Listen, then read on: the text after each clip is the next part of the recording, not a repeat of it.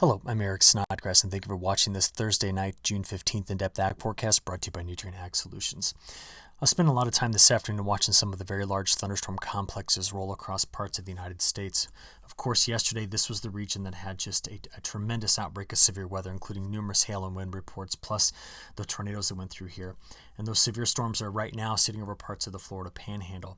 You can also see some of the active storms up here coming out of Michigan into Ohio toward Lake Erie, and also storms that have erupted down here in parts of Indiana.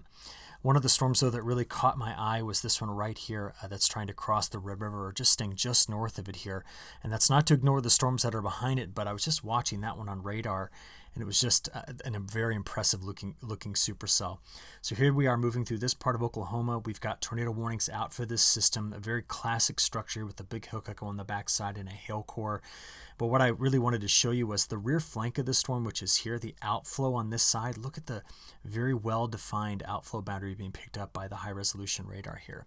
We're going to continue to watch storms kind of erupt in that area as we go forward, and on satellite we can kind of see this whole picture. So we have this stalled out boundary that kind of stretches right in through this area on which we continue to see the storms erupt. The low that moved on off, basically off to New England, still on the backside we have this flow coming in like this, very convergent and very dry right into this area, which is where we have the smoke and the air quality alerts in this part of the country. But it's just amazing to watch here as the evening wears on just how deep the convection is in parts of the central and southern plains of the United States right now.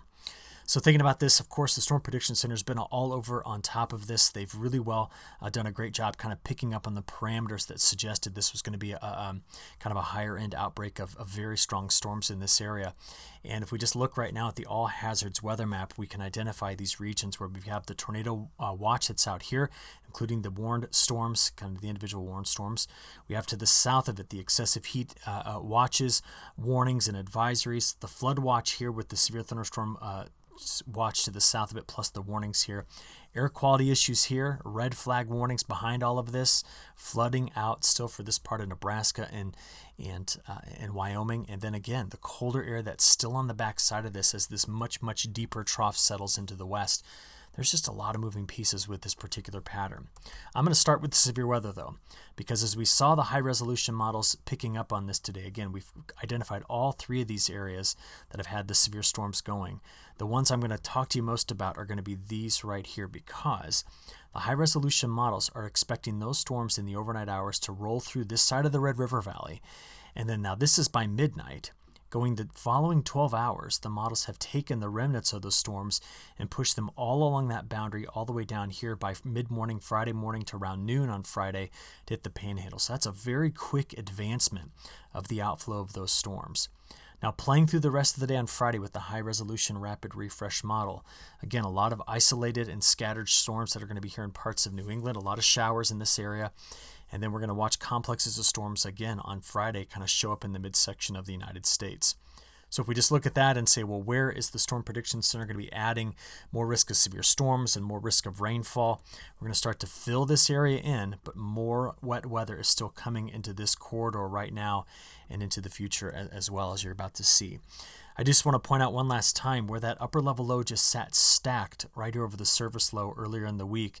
We can continue to see that donut hole that formed underneath that low. But back to the severe weather, this is what we're anticipating tomorrow on the 16th, and then going to the 17th. We're going to see flow coming around the top of a ridge that's building over Texas. A little shortwave is going to come through this area, igniting storms. Now, we get through that pretty quickly to get to kind of the bigger picture things. This is the ridge that's forming this weekend. This is what's got much of Texas, at least the southern half of it, under the heat advisories and the excessive heat watches and warnings. And here are the little waves that run over the top of this.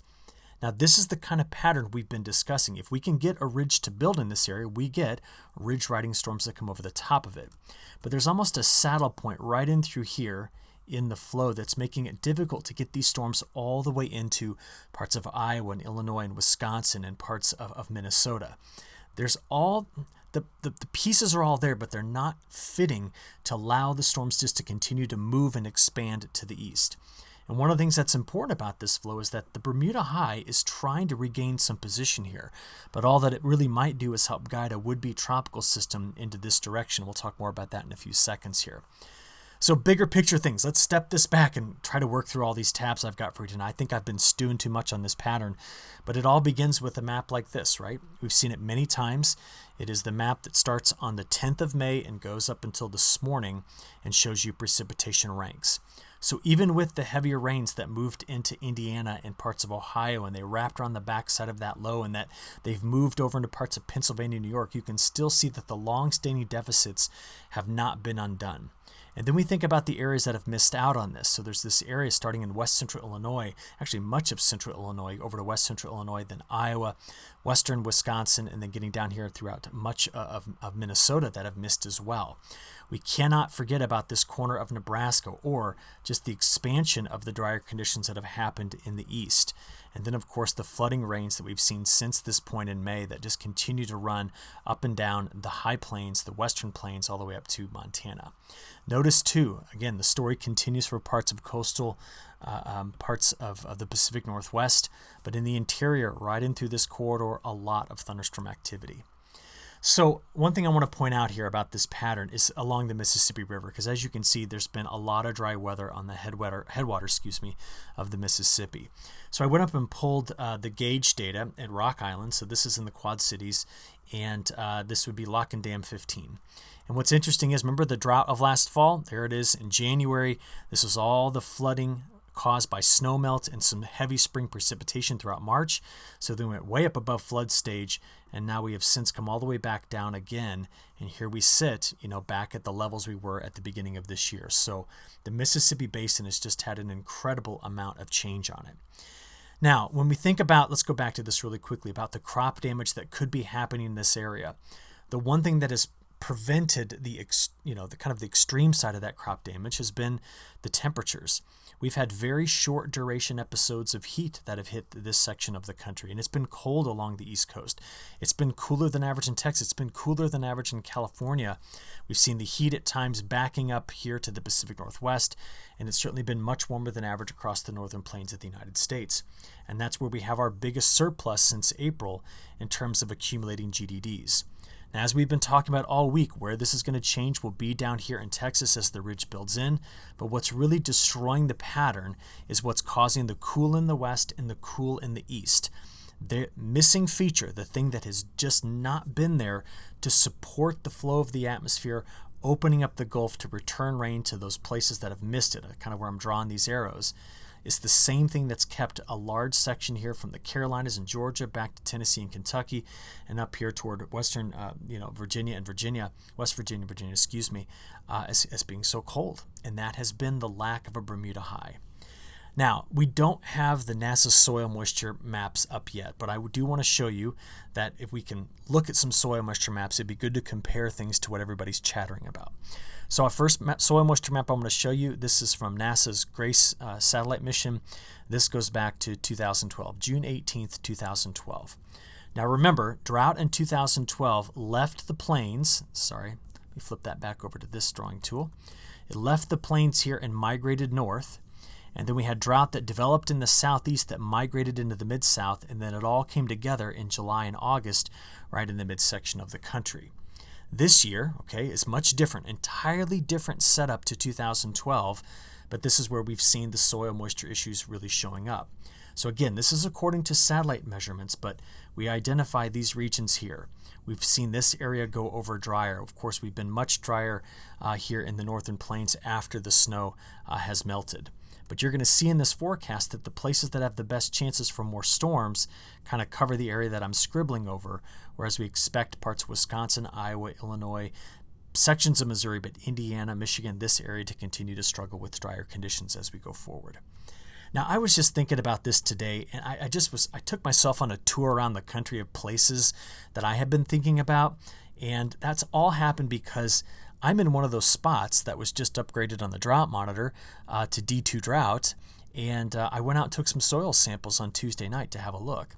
Now, I will admit, in Champaign County, where I live, we have heavy soils, and I just pulled out the soil sample. This is down about 8 inches, and as you can see here, that black dirt has got moisture in it. I could flatten that out, and I was surprised. The top 2 inches had nothing, but you get down there this far, and this is what you see. And as I was just thinking about this in the broader context, where I am this is what our moisture looks like. For the past 5 years, we've had plenty. This is right now where we sit in terms of a deficit. So we're at 69% of normal.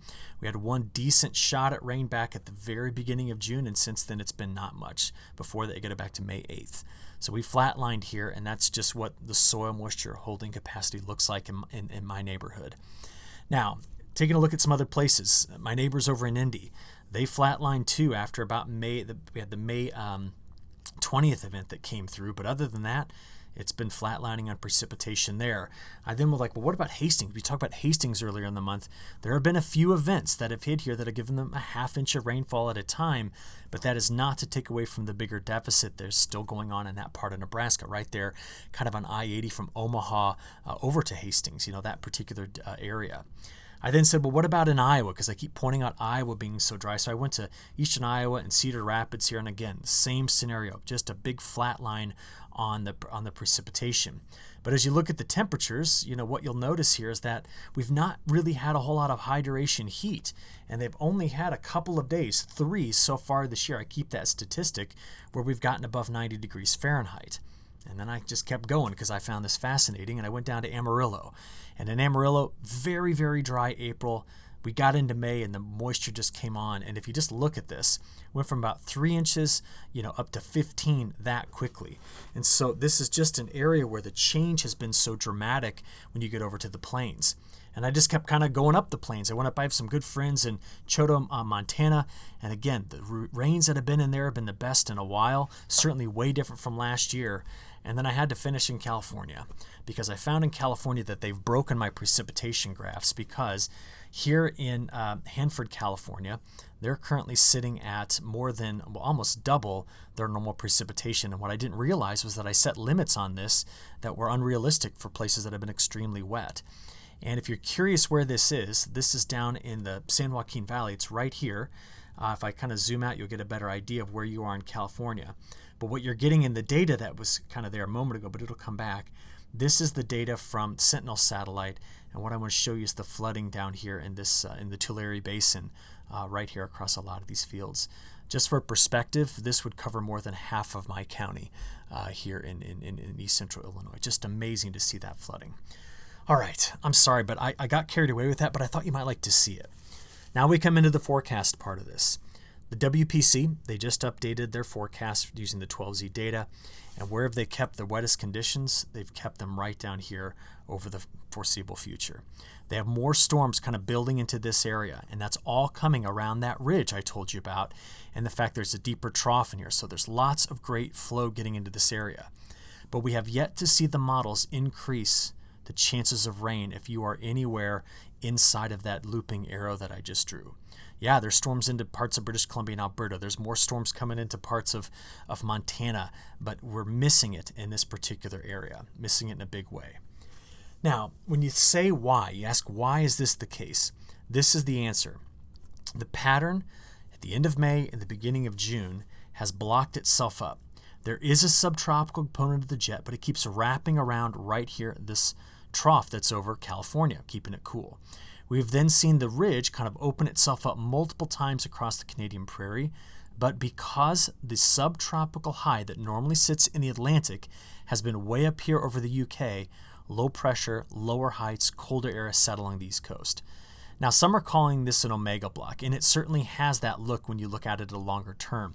But really what I've watched is just a complete loss of the flow, and this ridge keeps meandering back and forth across much of Canada. So it's really more of a fact where the flow has been separated, the subtropical jet, the polar jet almost being non-existent, and the mismatch there is what's caused a major problem. Now, thinking about that, I said, I'm in the Cornbelt. I'm hearing a lot from Cornbelt farmers talking about how incredibly dry it is. And the analysis I'm going to do for the Cornbelt, it actually pertains to the rest of the country because it's all connected to that pattern. So I went back to 1970 and I said, show me the primary corn and soybean belt. We're going to look at precipitation for the month of July. Because we made it halfway through June. We're about to see what the rest of June is going to give us. And we want to know if things are going to change in July. Now, since 1970, there has been an increase overall in total precipitation in July in the Cornbelt to the tune of about a ½ inch over that 50-plus year time span. But what I wanted to know was what characterized the really dry Julys versus the wet. So this is what you got to know. If we're going to have a dry July, then we have to keep the subtropical ridge that's normally over Bermuda closer to Europe. That bunches up the pattern, allowing to a ridge of high pressure to continue to form right over central Canada. And in all of these years, these very, very dry July years, and you can see some terrible ones in there, the flow dips here, runs up over a ridge, the subtropical jet stays south, and the flow, you just get stuck right in the middle with almost non-existent flow. Now, I do have some good news for you. 1 month does not correlate to the next. So if you're a Corn Belt farmer and you're thinking about this and you're saying, well, we've already been dry at the end of May and most of June, that's just going to carry on. Well, you can't look historically and say, well, because of June, you're going to get July. It doesn't work. The correlation is 0. So what we're trying to find is anything going to knock us away from this? So I start asking, what about the tropics is maybe driving this? So you say, well, where does the MJO have to be? Well, if the MJO's out here in the Pacific, we're in trouble. Because that particular phase of the MJO, phases like 7 and 8, and 1 as well, 7, 8, and 1 are the phases that tend to force a larger ridge to sit in this area while troughs come into the west, troughs sit over the east. So we want to avoid phase 7 and 8 like the plague. What do we want? Well, look at the wettest years. These are the wettest Julys on record, like 92, 93, 15, 10. You can see some of the years down here. What ends up happening in that case is this. That ridge forms. That's the one, the Gulf of Alaska ridge. Because the flow goes over the top of that, dives into the west, and the other part of this, it may not look like much at all, but do you see that small spot right there? That's the southeastern ridge. And that ridge sets up, opening the Gulf, sending the moisture, the flow comes around, and it just storms. That's it. You want the Atlantic and the Pacific to get blocked up, not Central North America. So we went from the driest to the wettest years. And if we think about what those wettest years look like, they had a lot of warm water here. And they did not have really, really warm water there. And as we made the case earlier in the week, we know that right now our ocean temperature pattern doesn't look like that. But there was one thing that caught my eye. Okay, did you notice the top year was 1992? And just to make a point here about 1992, no, the ocean temperature pattern didn't look like this. We didn't have a developing El Nino, but 1992 in May and June was dry in almost the exact same places and very wet in almost the exact same places. Look at this. It's a very similar look to this year. It's hard to use this in an analog package other than just to tell you the look was the same. And just to remind you that 1 month does not tell you exactly what the next month is going to give you, I'm going to take you back here and I'm going to show you what happened in the month of July of 1992. We create that plot, and this is what you get. We went from near record dry to near record wet over some critical acres that this year are dry as well. So when I say this, what my point is to tell you is that in the terrible years like 88 and 12, where things in mid-June just went scorching hot and dry and didn't give up until August, that is not what's happening this year. This year, the pattern has established itself early as being drier, and it still has time to break. That's the big idea. Will it break? Well, that's the rest of my video that we have to try to answer. And that answer is going to come out of trying to diagnose what the whole atmosphere is up to. Some of the symptoms of the atmosphere are sometimes best seen in the in the ocean temperatures. This morning, I had a great phone call with my good friend Jeff Nally, and I said, Jeff, this seems to be the problem. We've got cold water here. It's part of the negative Pacific meridional mode. We talked about that on Monday. We have the warm water here. In fact, we mentioned that this is already breaking the temperature normals that we have in the middle of hurricane season. And these two things are duking it out for the midsection of the country. And right now, the fighter that's winning is the Pacific meridional mode. Do not mistake this for the negative phase of the PDO. That's not what this is. This is the Pacific meridional mode impacting the position of the subtropical jet, impacting the high pressure that's sitting in this part of the country and preventing it from really breaking down. But what I told Jeff is I said, we have a bigger fighter that should jump in the fight, and it's our El Nino. The El Nino continues to develop. The ocean temperatures continue to warm here, but it is just kind of sitting outside of the ring, not yet getting in and starting to fight. And you say, well, what would it do? What if the El Nino showed up? Well, this is what would happen. This is a map. Let me blow this up for you first. This is a map that shows you what happens in July and August when El Nino dominates. It's zonal winds at the jet stream level. What tends to happen here is that we get split flow coming like this, and the subtropical jet starts in Hawaii and screams through the Baja and gets all the way to Lake Michigan. You want to know what the subtropical jet's been doing so far? It's got to about right there. If El Nino would just throw its hat into the ring, we'd start to see everything coming together to fill in those holes. And most of us look at this year and say, well, that El Nino, that component of the El Nino is there. It just needs to get its act together and to get going as we work our way through June. Remember, it is only June 15th. So we say, what about some of the other factors? Well, the MJO is thankfully collapsing back into null space rather than sweeping back around to the Western Pacific, which we do not want it to do. I want it to avoid all of this where I just scribbled. It's sinking back into null space, and if it pops back out in the Indian Ocean, that's good. But that's one signal that doesn't have me overly frightened about where this pattern can go. If it is doing this, we'd have an entirely different tone about this forecast. So this is it. You need to watch this guy right here. That's the subtropical jet. It's waiting on El Nino to basically give it a kick, increase its momentum by putting in more storms into this area to exhaust their heat, increase the gradient in the upper levels of the atmosphere in terms of temperature, and shoot it right across the country. So as we play this forward, this is going into this weekend. We have a weak system that's going to try to move through the Midwest, but we go all the way out there into next week, and this is by almost the solstice. The models keep advertising the polar jet and the subtropical jet attempting to come together here. But I know it's a small image, but do you notice they're not yet punching through to this section of the country that's been so dry? So as we just play this forward, when will it get there? Well, as you know, every model run just keeps hinting at better and better flow going forward. And if I could tell you something, by June 25th, if the flow did in fact look like this, El Nino's in the ring. That's what it is. That is an El Nino look.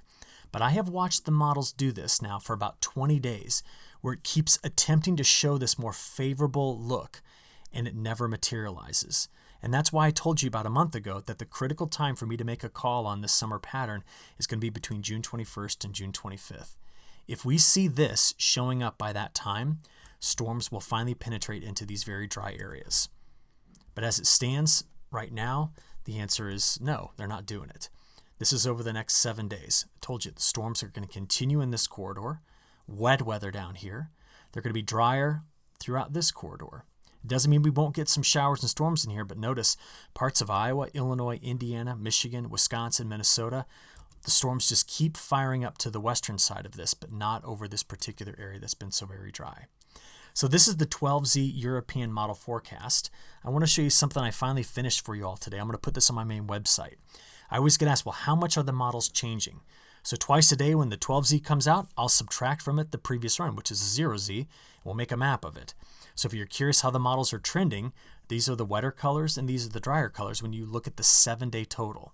So the newest ECMWF, which is what you just saw here, one positive thing is that it did trend a little bit wetter in this area. It trended a little bit wetter. It trended way drier in parts of Virginia and North Carolina, and this is an area that needs the rain badly too, but it's trying to completely soak the Appalachian Mountains. And we can walk around the rest of the country and the Canadian Prairie looking at these things. It's model trend. I'll make sure and link it on my main website. But the European model needs to be also compared to the GFS, and the GFS looks very similar overall. There are some small differences, but a big difference is the fact that the GFS is cranking off a big hurricane to come out of the Caribbean and cut across Florida by like the 20th or the 21st. Now, we've known the GFS is kind of known for doing this, but we might as well make a case for it and see what the heck is going on. So can I just give you the multi-model run here, and then we'll get on and finish up this forecast. Okay, so as we play forward, this is going through the day on Friday. Got the storm systems exiting east. Good, we need the rain here. On Saturday morning, I'll be watching this shortwave right here in the models. Now remember, all along the way, we're still stormy farther to the south of it here. But that wave right there is going to try to run over the ridge that's forming in Texas. Remember the ridge? And as it tries to get through Nebraska, watch over here in the European model, into Iowa, into Missouri, the main low cannot get over the block that's here, and it starts to slide further to the south. And as it slides to the south, it takes its heavier rainfall with it, meaning we're going to leave a big section here of Iowa and Illinois and Indiana and Wisconsin, the same states I keep going over. They're going to miss the best rains out of this. Now, same time that happens, this deep trough comes into the west. I've shown it to you all week. It's coming in like this, running over this ridge here. And there's a lot more precipitation coming over those wildfires right now that are in British Columbia, Alberta, and Saskatchewan. But then as we keep playing this forward past Monday into Tuesday, that low that comes down here kind of cuts itself off, and we see a lot of storms hitting the southeast through the Tennessee Valley up into almost into parts of Virginia and North Carolina. But the models have been waffled around with where they're going to put that heavy precipitation. So I'll play this all the way out there to a full week for you. And we're just going to continue to watch systems roll through and have a trouble breaking into this area while they set up over the southeast with really wet weather. All right, with that, I want to show you next this figure, because I mentioned that the tropics were getting going, and I guess I should have played it on out there in case you didn't notice. Come over here to the GFS. This is the potentially phantom hurricane that the GFS is producing. There it is on the 20th, by the 21st hitting southern Florida and then going out into the open Atlantic. Now, it's only in the GFS that this is showing up, and right now the National Hurricane Center is only identifying and giving a 20% chance to this disturbance that's leaving Africa right now. If you watched my video this morning, we didn't talk a lot about the Saharan dust. It's not there this year. Why? The Bermuda High is not here to kick all that dust up and to get the convection going. So we're going to watch this carefully. I just want to show you that right now as we play this, the ECMWF is tracking the low as it moves here toward the Lesser Antilles, and this is going out here, to the 21st and 22nd. But I want to stop it right there and just show you that there is one ECMWF ensemble member that is attempting, like the GFS was, to put something here. But you say, why is it curling out like this? Why is it not coming up into the Midwest, which everyone would love? It's because of the lack of a big high sitting right in this area. That's it. So we do have a system to be watching, keeping a close eye on it. Right now, 20% probability of developing. All right, last few things here. This is the chance over the next 10 days of grabbing an inch of rainfall. And now you start to see the whole pattern we just discussed coming together. You can also find the same areas that have a high probability of getting less than a half inch of rainfall. And we just continue to hone in on this area that gets blocked by this flow and doesn't see the moisture return here. So this gets you all the way to the 25th of June. After that, if we don't see this breaking down, we're going to have just a much different conversation about what this is going to mean and overall to the crops that are grown in this area. From here, I want to show you the week 2 pattern from the ECMWF, and it just again shows that out there to the 29th, that week 2 still has a drier bias in this area.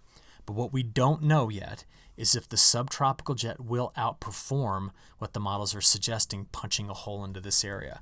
We've seen hints of it, but we're not yet seeing the full characteristics of an El Nino pushing that jet through. So we're waiting.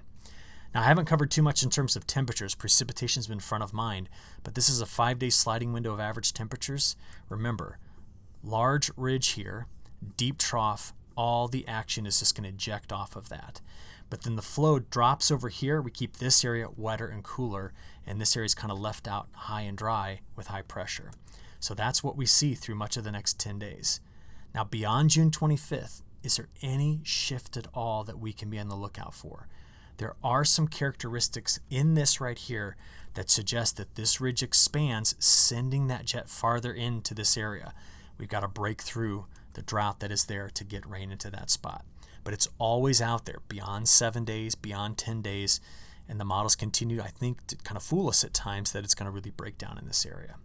So the last thing I want to show you is what's been going on with our government, because it has updated a lot of its maps, including the drought monitor, which remember last fall was at 86% drought coverage. We then dropped that drought down to 40% coverage by the time we got into early May.